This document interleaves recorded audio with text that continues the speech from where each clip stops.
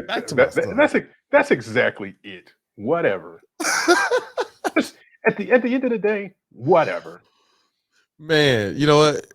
But look, been getting up early for a while, trying to get in these shots, trying to get in some weights every now and then, man, trying to stay fit. My son started joining me, and it's crazy because every summer we try to measure the progress. With football, we get out there on the routes, basketball, baseball, soccer, hockey, everything. And Mhm. it's crazy, man, to start to really, really, really see the growth in his game, man. Like I'm more excited than he is. I'm out there like, oh, like waking up my neighbors at like 6:30 in the morning and everything. And Mhm. it's awesome, man. It's a fun time. I never thought I'd be honestly more excited about the growth in other people. It's weird. You go so long trying to make sure you're on point, and then out of nowhere, you're in a position where you're able to see other people succeed, grow, do good. And man, it's an awesome time. It's an awesome time. Oh, it's It's just that time together, and just when you see that growth, kids don't see the growth because they don't understand the levels of it. They kind of understand where they are, but they don't see, okay, well, you're starting to get your footwork together on this thing, or you're starting to do this that you weren't doing before.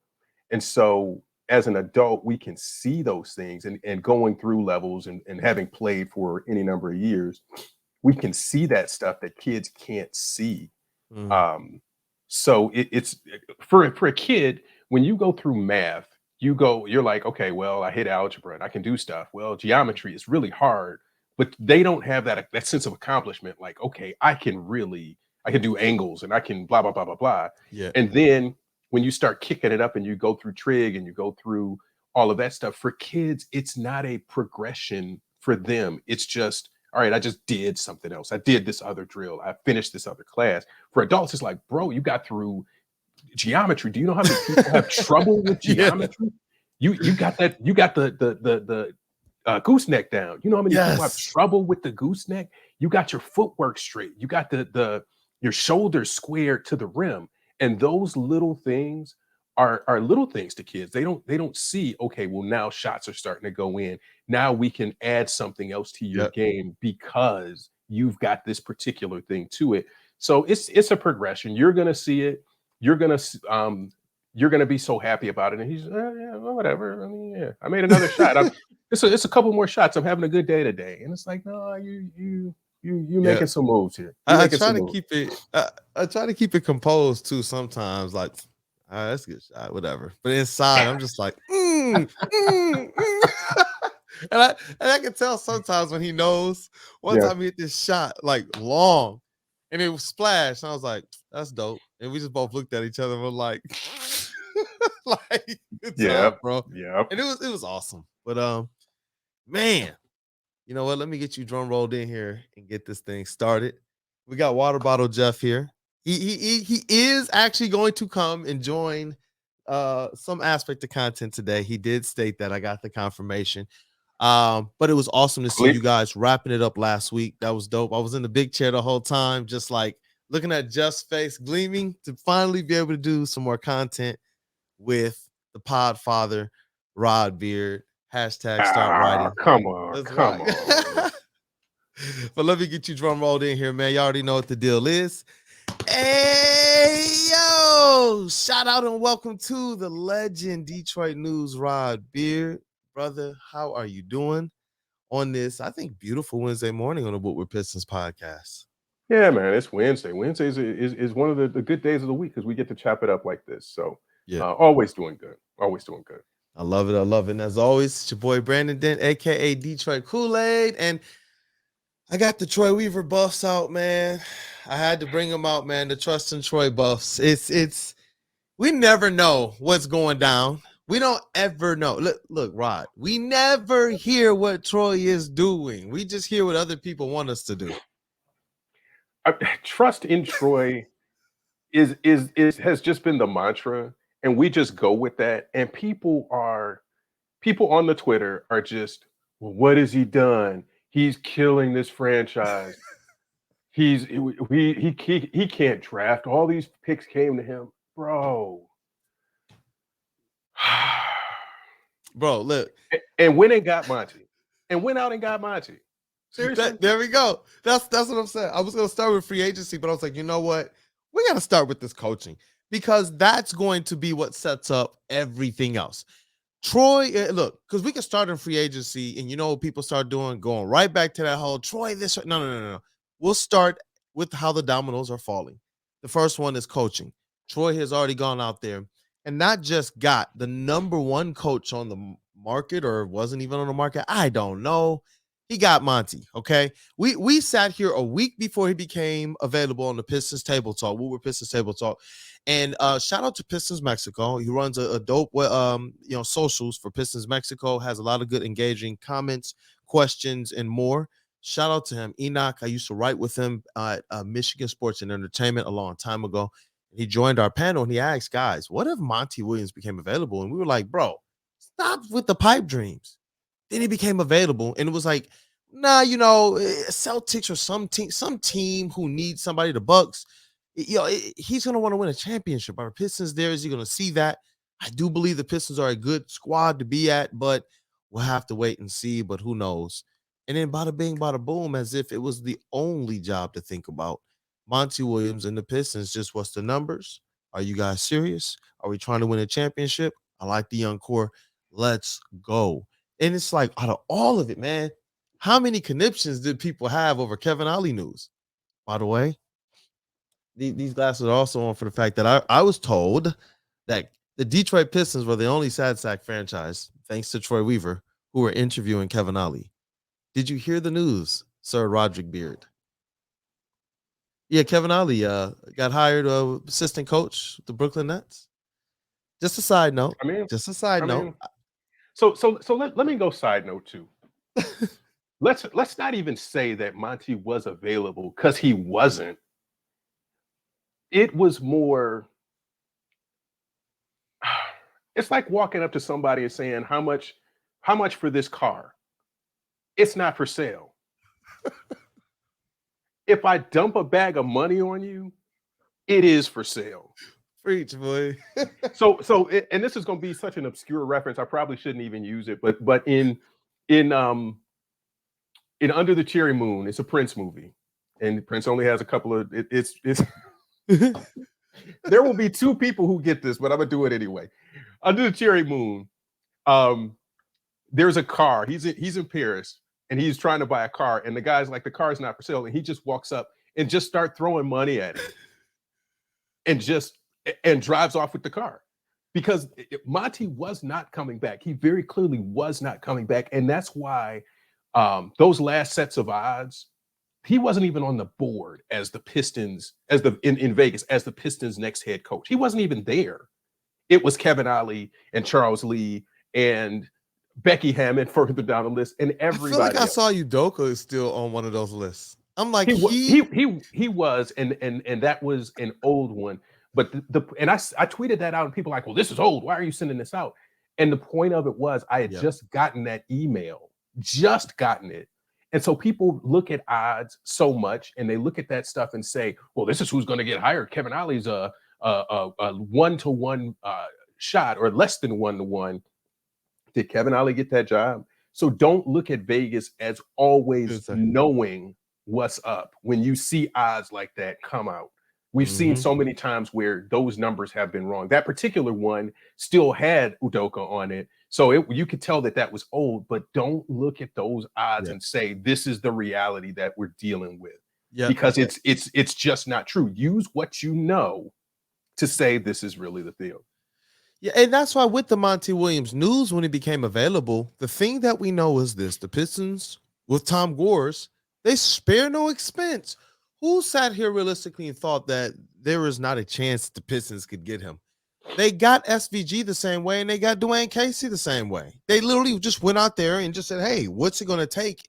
Because we've identified you, as other teams have at that time, whether it panned out the right way or not. SVG was identified by other teams, top teams, as somebody that they could bring in as potentially coach and or GM. Dwayne Casey had just won Coach of the Year. Come off honestly an incredible run in the East, where realistically LeBron James was kind of the roadblock for him. And with Monty Williams, This was a situation where we've always said we know that Tom Gores will walk into a room and try and use his previous business prowess to make everything work the way he knows how. The problem is when you're trying to put your hand on the actual players and things of that nature, it doesn't necessarily one to one. But when you can come in as a businessman and appeal to a coach who is a manager, as well Mhm. as making sure that you can appropriately compensate. Because I see a lot of people saying, "Oh, this is overpay. This is overpay." I don't believe so. If this was like 2, 3, 4, 5 million over like Popovich, maybe. But when you're putting them kind of right at the same level as Popovich, you're saying, "Go out there, build this program, win a championship. We believe in you." Because the Pistons do have to they have to put that out there. This is not a team like the Raptors who was replacing Casey. This is a team who we've been down bad for a long time. So you gotta, with a coach like that, you gotta go out there. And I'm appreciative of what Tom Gores has done in playing this role of Prince, man. Like just just give it to me, give it to me, give it to me. Like when it's necessary. And you know why? It's important to have all these basketball minds in the front office because you don't want Tom Gores with the wrong basketball minds around him saying, "Oh yeah, throw money there. Oh yeah, throw money there. Yeah, Josh Smith is a great idea." No, you want the right basketball mind. So if he's going to throw his money and that's what he can do, have them point him at Monty Williams. And then the second aspect of this, so the third actually, because we'll let Kevin Ollie kind of be our second. The third in this coaching thing, Steven Silas. This is what I thought was interesting with the assistant coaching hire is that people still thought Kevin Ollie was going to be the assistant coach or other options. Mhm. It wound up becoming Steven Silas, son of the late Paul Silas, legendary coach. And it brought to mind the clip of Monty Williams consoling Steven Silas his first game Mhm. back after his father passed. And it was just interesting to see that kind of human moment between the two of them and where they land and wind up right now.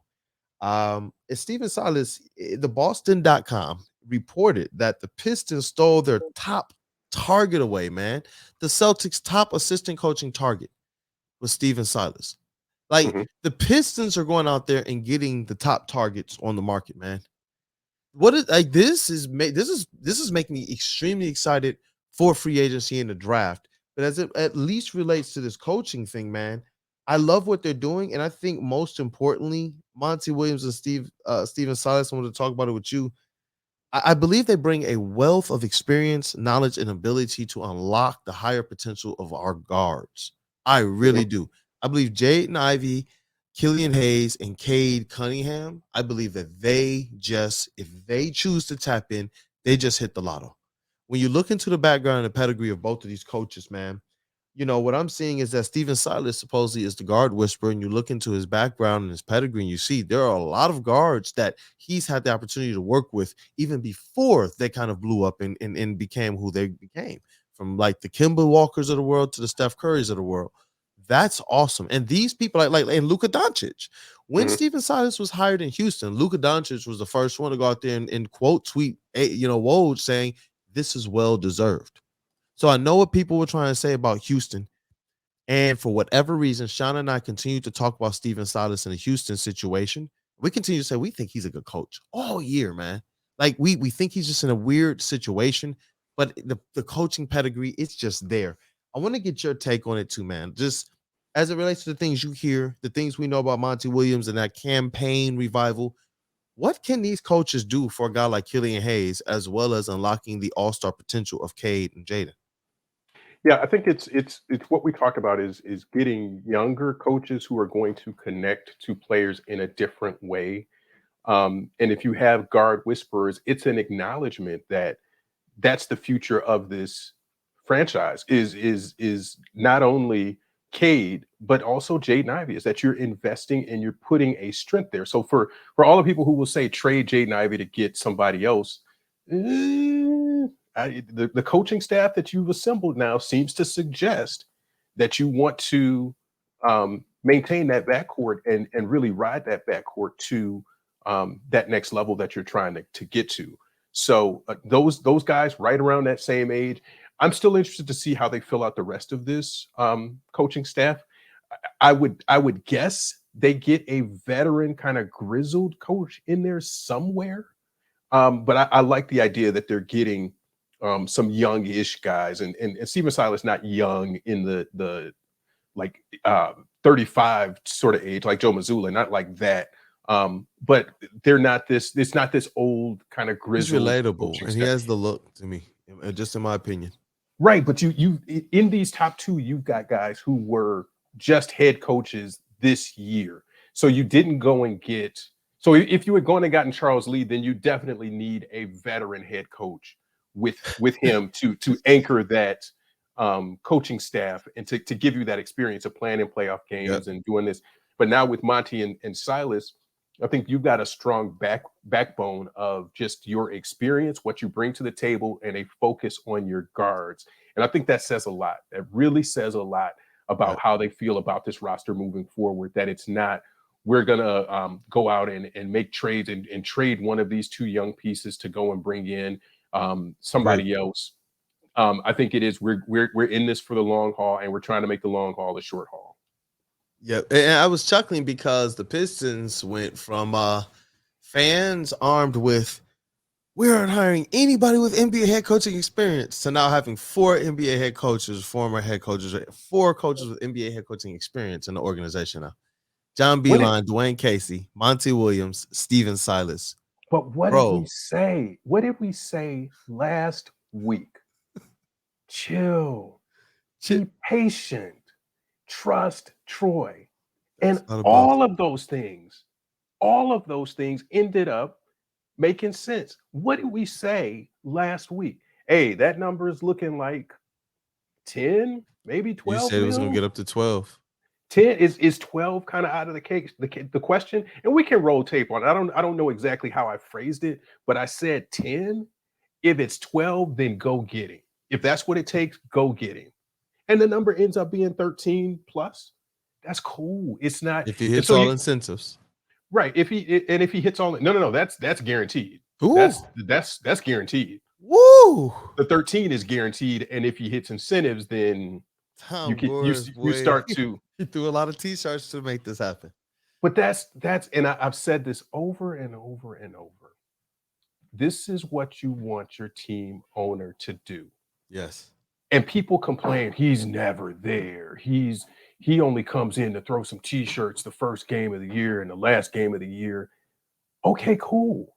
If that's what it is, then would you rather have somebody who's in the middle of everything and meddling and keeping their eye on stuff on a day-to-day basis when basketball isn't his main thing? It's not like Michael Jordan, who has a basketball acumen and understands the game Yeah. a little bit differently than everybody else. 'Cause If he's there and he's involved every day, you kind of want that.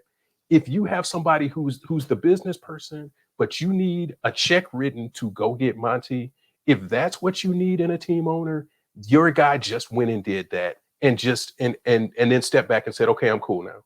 I Yep. went and got you Yep. what you need. I'm cool. That's it. I'm so glad you brought up that point because what I get from Tom Gores is that he's very active and that he wants to be active. How can you be a guy who's there in the midst of your business where your name is inscribed across the floor and you're not a part of working it? So I can understand. You know what? Sometimes, all right, let me go and focus on other things while we pass this time. Let me know what's what. Bada bing, bada boom. I can get that. I can really, really get that. And when things are moving and a little bit more well oiled, and he's kind of understanding how things go, still relatively, a learning owner. You know what I'm saying? Like we're just now getting to the stages where we're saying, okay, he has it under control. I think that you will see a lot more moving forward. And you're right. He's done exactly what he's needed to do. And in Detroit, we've said for years, well, the cold shouldn't be an issue. It shouldn't be, it's not that there's nothing to do in Detroit. Well, what if you have an owner who is from here, but also understands as a person from here how to get the best out of the West Coasters too? I can also help to provide that for you as well. People are looking at, LeBron James getting into movies and such. Think about the different things that Tom Gores is able to assist his players within their portfolios, these coaches and these things. Those I don't even think that a lot of people think on those, on those levels as relates to the value that Tom Gores as an owner is bringing to the Detroit Pistons. Yeah, I don't know. People are, why is he always bringing people out to his house? Because they're going to be in Detroit. But maybe knowing that you can also go out there and show your reach, that matters because Dwayne Casey made a commitment to what? The organization. And the organization proved that point valid. That's what we should be looking at here as it relates to Tom Gores. This overall empire that he's creating that honestly helps people who come to Detroit. You're not just pigeonholed to just right here. Look at how much more I can provide from just even a leisure to all the way to a professional standpoint. I rock with that, man. Find That all types of ways to add that value. What's good, bro? that man is a closer. Yeah. He's a closer. That Yeah. man said, okay, we having these conversations with Monty. Send the PJ and go pick him up and tell him to come holler at me tomorrow. That man didn't fly to Phoenix and get some suite at a hotel in Phoenix and say, Monty, I'm coming to you. I'm coming to meet you and make an offer to you. He said, go get that man and bring him here so I can make an offer. So we can sit in my living room and I can Monty, make there's an apartment right next door. I have already for you while you want to take your time. Like who does you that? got the Jeff treatment? Who does that? This is more than the Jeff treatment. this is hey, we hollering on the phone. I mean, that's different. Go get him. So we're talking, but go get him so I can meet him face to face and make an offer. And don't let him go home until he accepts the offer. What's the number? 10? Okay. Okay, what do you need? 12? All right, 13. And then we'll work out the details. Cool. Do not go to Tom Gores' house because you're going to leave with a bag of money. You're buying. Whatever it is. Whatever he's trying to sell you, when you go to his house, when he sends the PJ to come and pick you up, just count on you're coming back on that PJ, like the dude on Monopoly with a sack of money over your shoulder. Bro, even the year he had the team come out there to his house, they made the playoffs. Even that year, you know what I mean? I'm just like, hey, it works. But before we move on to the free agency talk, just one more thing on these coaches, man. I don't know if y'all can see that. That's Stephen Silas, Luka Doncic on the sideline. Luka Doncic and Mavs. This is via Mark Jones, ESPN. Luka Doncic and Mavs assistant coach Stephen Silas going over pregame scout and video. Dallas versus Boston, 8 p.m. Doncic told me he understands the history of the Celtics. You know, watching KG, Ray Allen, and all this. And it's interesting when you see these things because we talked about and made a lot of noise about Charles Lee and his connection with Giannis. You know, and that's pretty much all people knew. He comes from kind of Milwaukee. We have the championship pedigree, and he's connected with players. I don't want anyone to discredit Stephen Silas because of what they think happened in Houston. We're getting somebody who, in this, people refer to him as honestly an offensive genius. He has offensive ingenuity. You know, that's what Woj reported when the Rockets first hired him, that was one of the reasons why they were looking for him. And honestly, I can't wait because there were things that we were talking about on this show as it relates to the pick and roll, backdoor cuts and lobs, putting our athletes and our speedsters in position to be able to take advantage of that. And I thought just from an X's and O's standpoint, that was somewhere that the Pistons could improve on a coaching. I thought that maybe augment Casey's staff or bring in a new staff if they felt like they wanted to go that route. And it seems like that's what they're doing, bringing in people who can impact this offense because they have a lot of versatile players. It's not just those guards. When you look at the makeup of guys like Jalen Duren and even Isaiah Stewart, who sometimes handle the ball a little bit, I think it's important for people like Stephen Silas and Monty Williams and the offensive sets that they've shown. I think it's important to have those types of guys here, especially where the NBA is going. This team, when everyone was talking about, oh, we're not putting our guys in our best positions, I think now we're going to see a little bit more of that moving forward with Monty and Silas. With Monty Williams and Stephen Silas. Was there anything else you wanted to share on that though? No, that's good. We can move on. Yep. Now look, this free agency thing, bro. We sat here and talked about it. We've kind of profiled it. We looked at what fits based on what Troy Weaver was saying. We kept coming away with obviously Cam Johnson and Jerami Grant. The issues there, and you brought up some other ones as well, Thibault and others that I thought are some really, really, really kind of sneaky, low key, good signings if the Pistons decide to go that route. But in terms of if they're gonna spend a pretty penny, Cam Johnson, he's restricted with Brooklyn, but supposedly they are looking to unload. They have a gluttony of wings, and he's one of the ones that are primed to be moved. If we're talking unrestricted free agency, there is Jerami Grant. We've discussed this a lot and talked about kind of the pros and cons on some of this stuff. And obviously James Edwards of the Athletic put out a report stating the Pistons had free agency interest in those two. So we're not surprised at all, but it does give us a little bit more direction as it relates to um, talking about which player kind of fits best. I've gotten into it with people all over the map, and to me, when it seems like people are talking about Jerami Grant, it feels like they're talking about Detroit Pistons first half. That first half of the season, like Jerami Grant. It doesn't feel like they're talking about the Jerami Grant who did come to Detroit and proved worth the 20 million. And then it doesn't feel like they are at all acknowledging or taking any type of look at who Jerami Grant was with the Blazers. 20 points a game, 40% plus from three on like 5.7 attempts. He had his best like offensive numbers and his best offensive numbers since his Denver days.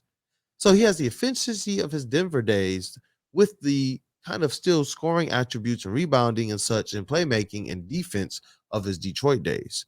That's the best Jerami Grant. He took the necessary steps forward as there was more talent around him. And as his usage dropped, his usage rate was his lowest with the Blazers as it was. Oh, you got to go all the way back to his Denver days. So what that shows to me is that when he got here to Detroit, he wasn't quite ready for a number one role. And maybe that's not his best position. I think that smart players, they kind of understand that. And if you want to win a championship, I feel like guys like Jerami Grant get that. And so I wanted to get your thoughts on it, man. Look, I like Cam Johnson. I don't know necessarily what it would take. I feel like there's going to be a bidding war and he's going to be pretty much maxed out as it relates to his cap. I know that there's some people who they fear giving Jerami Grant that 35, but what else do you need? The man is getting you 20 points. His usage went down. His catch and shoot is pretty good. He can kind of dribble, handle. He can play make just a little bit. You know, what are people looking for?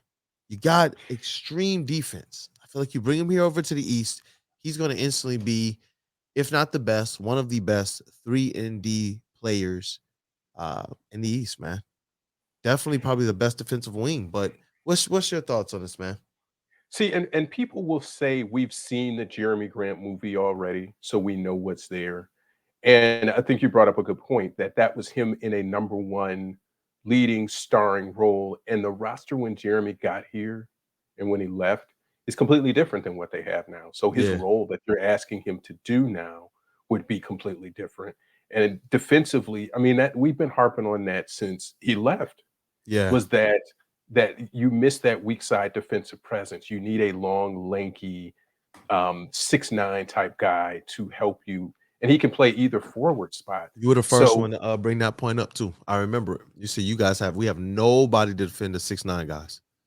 right, and so you miss that because Boyan's not that, and if you look at Stewart, isn't he's not going to guard your wings the same sort of way. He's not that fleet of foot. He's very athletic, but he's not that fleet of foot. So I think you're missing that sort of guy. And it gives you, if you go out and get Jeremy and bring him back, it gives you Boyan insurance because he's on an expiring and it immediately turns that into an asset Mhm. that you can deal this year. And so that's the transition you can make. But again, it's Troy getting the value out of Jeremy. So you trade him for a year, you get the pick, you get another asset. And if you're bringing Jeremy back, the big question I have is what's the number? What's the Yeah. salary number? That is it 25, 28, 30? I'm just throwing numbers out. How much do you have to pay? And is there a bidding war for him? And so that's the big question I have. I think the fit is there, but are you going to overpay? And some people would say overpay again for Jerami Grant, and you're driving up his value yet again, and he's not going to deliver and be that same player for you. That's the big question mark here. Yeah. I would say 25 is fair. I'd pay 25 to bring him back. I'd do 25 to 28, especially knowing that the last person to get 28 million in this organization, well, not including Blake, but the last one to get that from the organization was Andre Drummond. His contract went from 25 to 28. I was kind of looking at things, looking at some other contracts, looking at his impact. If he would have signed here after getting to 20, he would have been kind of in this range. The 30, kind of like how we said, if it takes the extra 2 million to get him, I would throw him the 30. It's hefty, but when I'm gonna read off some numbers here, and if he can continue to make the same trajectories, rise and understand whose team this is as it relates to Cade being the connector, knowing and trusting that Cade is gonna get you yours. He's that type of player. That's the benefit about knowing, oh, I'm not the number one here. But if it's Cade, whoever's hot's the number one, whoever's open, it's way different here. And I believe that players understand that. If they don't, guys, understand that. We know how Cade comes out probing, looking, setting guys up. And Terry told me that was something that Michael Jordan did a lot, did very well, especially early in his career. And he knew, yo, look, his players were ready to go in the fourth quarter when it was time to rock.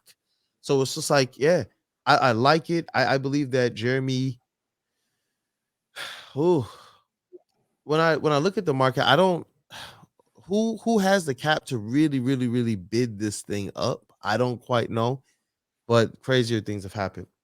But Jerami Grant, his numbers this year with Portland, man, he had more minutes than he had in Detroit. He's playing about 3-4 minutes a game more. His points per game, let me see here. I had everything up just a minute ago. It's like how these things work. But yeah, his points per game between Detroit and Portland. Detroit obviously had more points per game, 22.3, but with Portland, he had 20 points per game. And these are the interesting things here. His field goal attempts in Detroit, 17.3 field goal attempts per game. And everyone keeps saying, where's he getting these field goal attempts? He's going to have to get these field goal attempts he's going to take from other people. Well, with Portland, it was 14 and a half field goal attempts per game. And his field goal percentage in Detroit, 43% versus with Portland, 47.5, 48%. His efficiency went up across the board, man. 3-point percentage with Detroit, 35%, which was a lot better than a lot of people would have you believe. A lot of people had you believe this man did not shoot well. His last year in Detroit was 36%. In Portland, 40%. Bro, that's 3 years of improvement. Yep. You know what I mean? That's two years of improvement. So it's just like 40%. And you would think that his numbers drop in terms of his attempts. Nah, still sitting around 5.7 to 6 attempts per game. He's just improving. He's just getting better. It's as if people are capping Jerami Grant, but these numbers right here suggest he's improving and getting better. His effective field goal percentage, man, the highest has been since his Denver days. I went through this the other day and I was like, he's kind of rebounded. So everything that kind of dipped when he got to Detroit, those things all rebounded, and his improvements he made when he got to Detroit, those all stayed. So it's just like when I look at Jerami Grant, he's worth that money. He's worth that type of an investment when you're talking 25 to 28 and the type of defense he can bring. If he was bringing middling defense, it would be a little bit of a tough pill to take down, bro. It just really would. But when you're talking about the type of defense he's bringing, the jumps he made in his 3-point shooting, his catch and shoot, his corner 3-point, his ability to drive from those positions, like we talked about stretching the floor in multiple ways, not just if you can't shoot the 3, are you just dead in the water? Nah. And we saw the best stretch of Pistons basketball in the Troy Weaver era. It came with that kind of, I'm going to be fair to Sadiq Bey too, but Cade Cunningham, Jerami Grant, Sadiq Bey, Marvin Bagley as well. He was kind of, hitting the pick and rolls and such, but it was really the Cade and Grant show. And those guys went on a pretty nice run to end the season. So it's just like, I don't know, man. I feel like, a lot of people need to kind of get into the numbers, look at it a little bit more. When I look at Cam Johnson, do we believe he can bring the same effectiveness? Like he might cost similar money? Do we believe he can realistically bring the same levels of effectiveness? Like, what do you think Cam Johnson's numbers are going to be?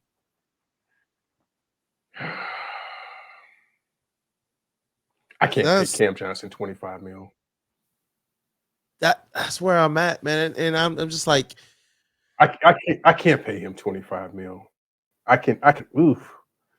that's where I'm at, bro. That's what gets me. I like him as a player, but you're right. Like when we get into the money, I'm just like, that would be more paying him for potential of where we think he can get. Yeah, he's gonna contribute something today, but it's just like, man, you guys like, do people really believe he's coming here and giving you a Jeremy Grant type impact? Even first Jeremy Grant in Detroit, not even this Jeremy Grant. I'm talking about first time Jeremy Grant came in. He was giving us 22.3 and excellent defense, bro. Think about this. Like, I don't know, man. I know people did not Let like me the say first this. experience, but sheesh. Okay, I'll say this, and I might get killed for this. Cam Johnson, 27 Spider-Man years old, too. meme. Spider-Man meme. Cam Johnson. Isaiah. Wait, hold on. Are they It's kind breaking of the up a little same bit. It guy? broke And up a little Isaiah bit. Livers is a. Hold on, start it over. It broke up just a little bit. All right, Spider-Man meme. Pointing Spider-Man. Cam Johnson, Isaiah Livers. Are they? And this is an improved. It would have to be an improved and enhanced Isaiah Livers. Aren't they the same cat though? And Isaiah Livers is a much better defender. So we always Defender. talk about Yeah. internal improvement. If you get incremental, Isaiah Livers would take a jump, but he could become a Cam Johnson. I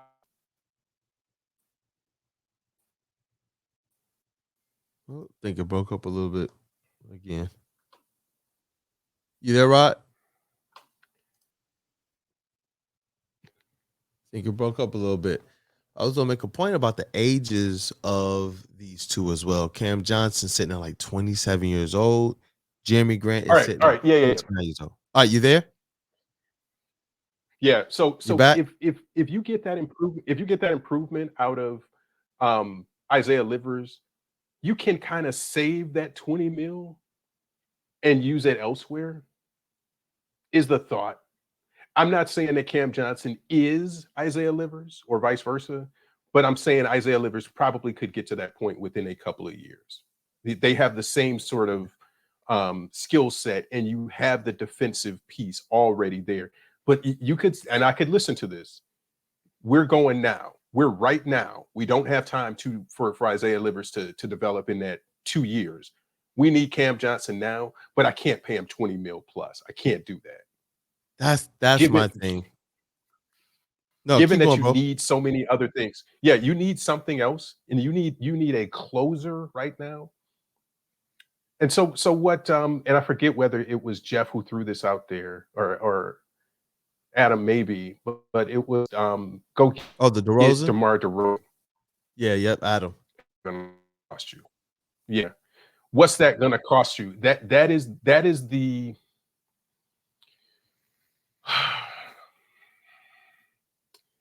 I don't know if DeRozan is the answer either. Yeah, But I I like the when I thinking. I like where he was going with that. mm-hmm.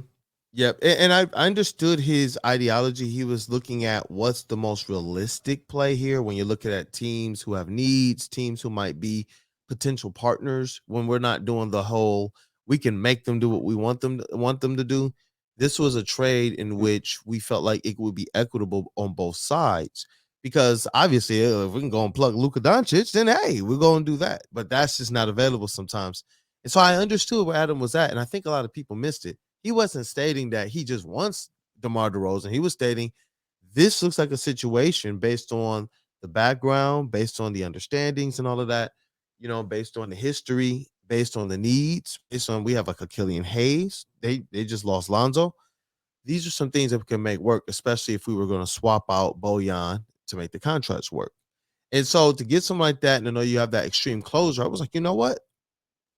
It sounds pretty interesting because when I look at this list of kind of disgruntled stars or stars that we can move or people in the trade market, it's a little difficult for me to find as a reputable a trade deal out there. That's not just me going into the ESPN trade machine and making work whatever I want to make work. And so I got that. But Exactly. yeah, but it's like with Cam Johnson and Jeremy Grant, obviously those are kind of more realistic options. It's just with Cam, it's like who am I willing to kind of give a little bit more money to? Jeremy proved to us that he can play up to the level of an overpay. And I believe that Jeremy Grant also proved that if you continue with his time in Denver, as well as with his time with the Blazers, put him in a good system, good coaches, good basketball pedigree, because that's just what he's been around his whole basketball career.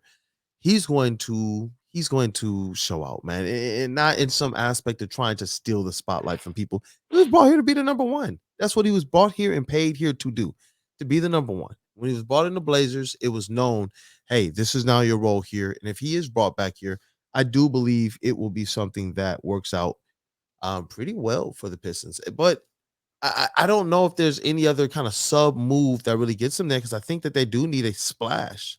That's the reason why I'm kind of on this prowess of where do they go, what do they do? Because the next couple free agencies are not necessarily stalwarts. I feel like Jeremy Grant, we might be able to get him at that 25 to 28. Whereas one time I thought it was going to take 30 to 35 to potentially get a Jeremy Grant. So I don't know. I Let me like the let me let potential me throw either something way. else at you too. Yeah. Is that you can say if the Pistons have 30 million in cap space, what are they able to do? But if Goris is willing to go out and get Monty the way that he did, he's also willing to go over the cap if the right situation is there. So don't feel like there's okay, we got this little bit of money to Mm. play with and that's it. And I think he Mm. said he would go over the cap and into the tax for the Yeah. right situation. He said that, and it might be a Mhm. couple of years ago. It might have been during the Blake time, No, you're but right. he's willing to do that, and the money is there, and you have a willing owner. It's not one of these situations where the owner is saying, you know what, yeah, money's tight. We out here. We're renting a room at LCA, and we ain't got money like that. That man just went and got a $13 million coach. So you think he's not going to put a little bit extra on the I think cap he'll if put he a little needs mustard something? on the coney. He will. He'll Bruh, do it. bruh, you can get the entire condiment section for whatever you Just need. let me take the whole condiment bar. Here's something I wanted to run by you, bro. Because this is another thing, just my basketball mind thinking. If the Pistons did sign Jeremy Grant over Cam Johnson, I believe that makes Bojan Bogdanovic somebody extremely expendable. I believe with a Cam Johnson here, you cannot afford to trade Bojan. It kind of makes you just run with the team you got, maybe trade one of your bigs. But if you have a Jeremy Grant here, I then do believe it opens you up to be able to utilize Bojan.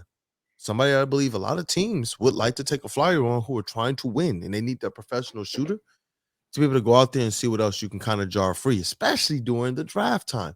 Can you imagine a trade asset as high or as big as Bojan? Knowing if you Mhm, know we're gonna go after Jeremy Grant, that's just me. Because if you get Cam Johnson, I don't know what other kind of tradable moves you can make to really move your team forward. When you look at this roster right now, we're not trading Cade, Ivy, Duren, or at least those are what many people are considering the untouchables.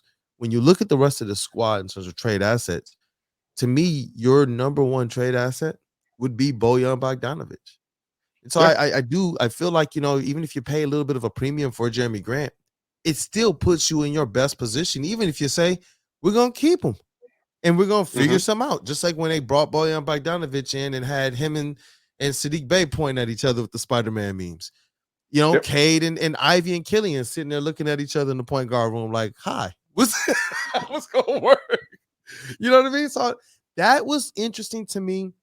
I know a lot of people, when I kind of presented that to a couple people, they were like, oh, and they're like, man, I wonder what the Pistons can get for Bojan and pick 31.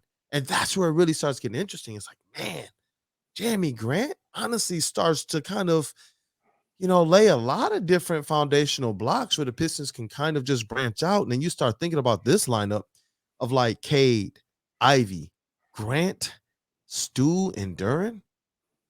I know people are like, well, the threes. Look, Stu and Grant took steps forward with the 3-point percentage. I believe they'll take more steps forward. Duren is really good from that high post passing. I don't know, man. I don't know. It to me, it just sounds like something defensively just gruesome. I like the appeal of it defensively. I was tired of seeing the Pistons get punched in the mouth last year. Being there, bro, it was like wow. And hearing the comments, hearing the fans, getting other media, their perspectives, scouts and their perspectives. It's like they got to do something about this defense. The defense, Mm-hmm. we don't care what y'all do with the offense. I was talking to a New York Knicks scout. So y'all got to do something with the defense, man. And so to Mm-hmm. me, I feel like it helps the Pistons basketball wise too for Isaiah Stewart.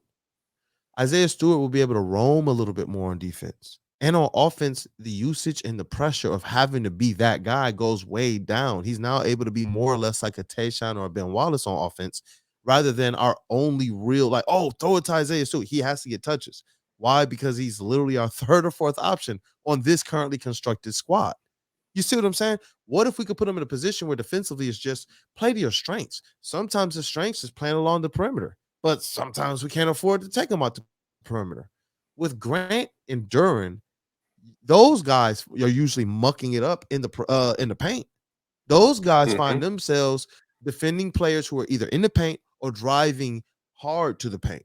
Where Stu can then just be that help side defender, that rim protector, coming up to double team guys, playing in the pick and roll, staying out on the perimeter when he's brought out there, things like that. Just from a basketball standpoint, man, I like the fit of Jeremy Grant. I just do, man. I really do. I'm not mad at Cam Johnson. If we can get him, like you said, man, for sub 20, sure.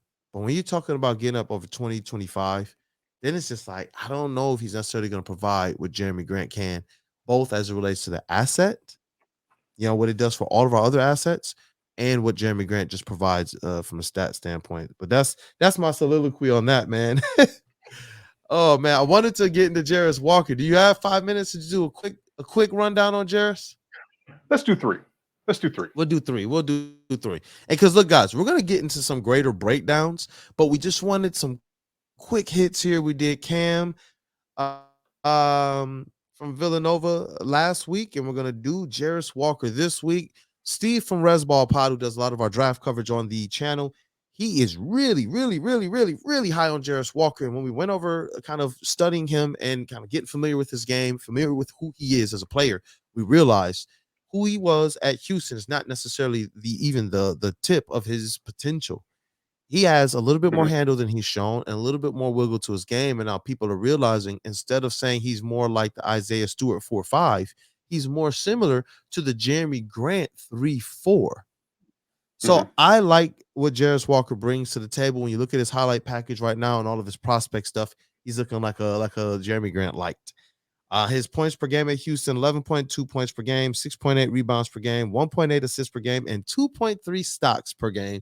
That is one steal and 1.3 blocks. His field goal percentage, 46.5%. Field goal percent, 34.7 from the three. And he kind of showed some improvements as the season went on. Now, look, there's one kind of comparison that I made for Jarace Walker as well. I like the Jeremy Grant one, but I kind of like the Ron Artest comparison. Mm-hmm. I feel like from a defensive standpoint, he just kind of reminds me of him. Now, offensively, not quite the same player.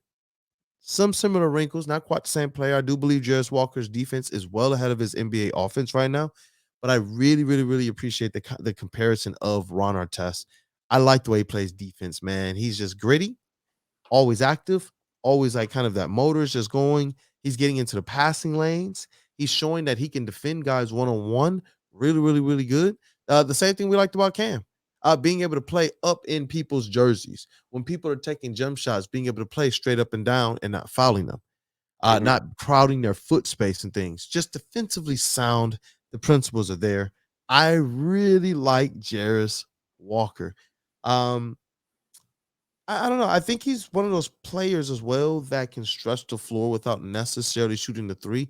I, I want to see him get better around the rim, but I believe that his in between game has a lot of promise, especially the pump fake.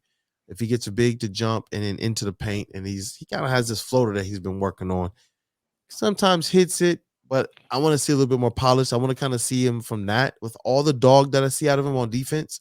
I kind of want to see him transplant that over to offense, and I do believe that NBA player development will be able to unlock that for him. But overall, I think he needs some polish on the offensive end.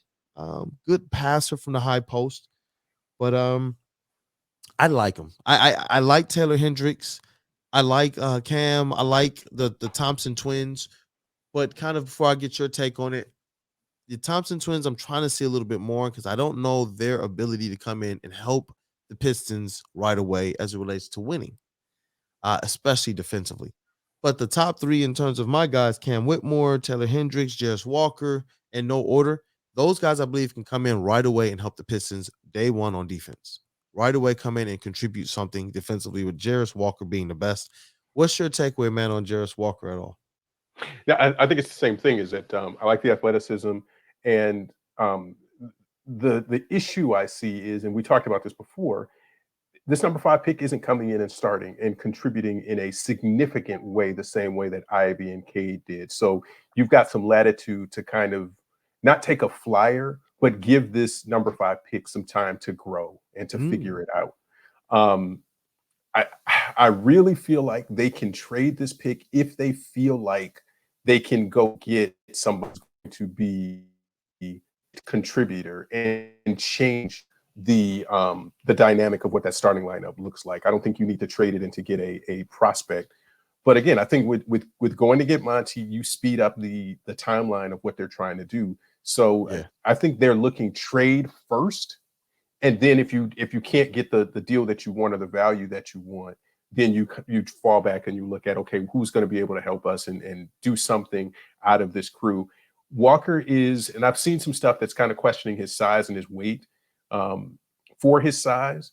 But then it's also kind of, I mean, what do you want? Is he going to be a duplicate of Grant or a duplicate at the position of Bogdanovich? And you've already got enough big, so you don't need anybody else who can play 4 unless it's a in a pinch. So you've got to clear this roster out and figure out some other stuff before this draft, or have a plan moving forward to say, here's long-term what we want to do and where we think some of these guys can fit. But I think I'm leaning more toward trade than any of this. So trying to diagnose and say, this is a fit, this is a fit. No, I think it's trade first. And then, because again, you look at Troy and what Troy said about this draft and what he sees there is you can't say this draft is trash and then turn around and say, well, I'm trying to trade this pick though. You have to say, I like this draft. There are people here who can help us. We're going to get the best player at number 5. It's kind of what you have to say to maintain and restock that value of that number 5 pick. But I would I'm willing to wager they are looking at, can we use this pick and package it with something else to get an impact player, an all-star caliber player? That's what you have to do right now, because if you feel like you're close enough, you need a DeRozan type of player who's a proven veteran. And I can guess, if you were looking at DeRozan, professional closer. Yeah. Yep. If you were looking at somebody like DeRozan, that is specifically somebody that Dwayne Casey would have insight on, and to say, this is the type of guy that we need to come in. Look what he did for Chicago. And Zach LaVine isn't an established sort of veteran presence in the same way that DeRozan is, but he really stabilized a lot of the stuff that they were doing. And if you feel like that's what you need, you got somebody with a connection to DeRozan. Dwayne has always said DeRozan was like a son to him. Yeah, I mean, that's why when Adam said it, I'm like, you know what? That's what I'm saying. Think about this. Now that's what I'm saying. This is kind of what got me like, ooh, don't knock the DeRozan thing, people. If they can just sign Jerami Grant straight up, bro, they could flip Bojan for DeRozan. Like, that team is making the playoffs. I'm sorry. That team's making the playoffs next year. I'm serious. I don't even know how you make it work. You just do it. Just throw it. Just throw it out there. That squad, I'm just like, because they can do that. They could realistically do something like that. That's why I believe Jerami Grant, I feel like him or somebody like him, acquiring somebody like that without having to give up Bojan is, man, you talk about pressing fast forward on a rebuild. Goodness gracious. Even if you keep Bojan, I mean, he's still Bojan, but I'm just saying, like, some of the deals out there that we know, Goodness gracious, man. Can you imagine that roster instantly with Cade, Ivy, Grant, DeRozan, Duren, Stu? And then you got like former number over 2 picks that you're still trying to work out. You know what I'm saying? You got other players. Like, that's not it for them. Like, they still got the draft. They still got a little bit of cap space. I'm with it. I'm with it. Let's Boy, you give me that's a bright DeRozan and outlook. Grant. You give me DeRozan and Grant, and yeah, I think you can print some playoff tickets with that squad and everybody healthy. We always got to throw that caveat in there. You gotta throw that caveat out there. Definitely. Definitely. Yeah, Because man. that's what's kept things kind of awry so far. But with the Cade of things, the straw that stirs the drink. I think that the delay is just as formality, just as we're just bracing and building up our foundation as his surgery. It's not like, oh man, he had an ankle injury like Grant Hill. It wasn't that. It wasn't like, oh my goodness, he got hurt playing the game. It wasn't that. This is just, hey man, you out here doing Michael Jordan stuff on one leg. Can we see what you're doing too, please? That's Yeah. what that is. Like, this is crazy. Just take the year off. We're gonna take a hit this year. We're gonna see what we can get. And honestly, like I told you, it always stings not get Wemby, but we're sitting here right now realizing we've won. Like we told people. Like we told people, you're gonna sit here realizing no matter what pick we wind up getting, we won because we have Troy Weaver. Now we got the coach we want, the assistant coach we want, and our great outlook that we can really flip. Why? Because all these people got connections with all our people. Where did Cam Johnson start off? All these people got connections with all our people, man. We talk about DeMar DeRozan only because we understand the connections he has to the organization. We talk about Jerami Grant, and the news broke that these two players, Cam Johnson and Jerami Grant. Why do you think so? Because of what they're doing and because of who's here in the organization. This, man, let me wrap up. I'm taking your time. Let me wrap up, man. You were on fire last week too, by the way, bro. I just gotta let you know that. Jeff was over here like off camera, like, bro, it's fire. You were cooking, man. Every once in a while. Every once in a while. Man, well, look, let me get this thing taken care of. Man, I appreciate you all for rocking out with the Woodward Pistons podcast. As always, it's your boy, Brandon Dent, aka Detroit Kool-Aid. I'm about to link up with Jeff, I, and Freddie, Mr. Everything, in a little bit. We'll say what's up to you all. But for the legend here, as always, he is cooking it up. And he just brings a certain balance to the show that I am appreciative, grateful for. And the show honestly rocks because of it, man. I appreciate you as a person and as a professional. Let's get this drum roll going. Hey, yo! Shout out to the legend, Detroit News, Rob Beard, brother, as always. Thank you. Enjoy, man. Thanks for having me on. Hey, as always, thank you, brother. All right, have a good day. You too. All right, you guys. Till next time.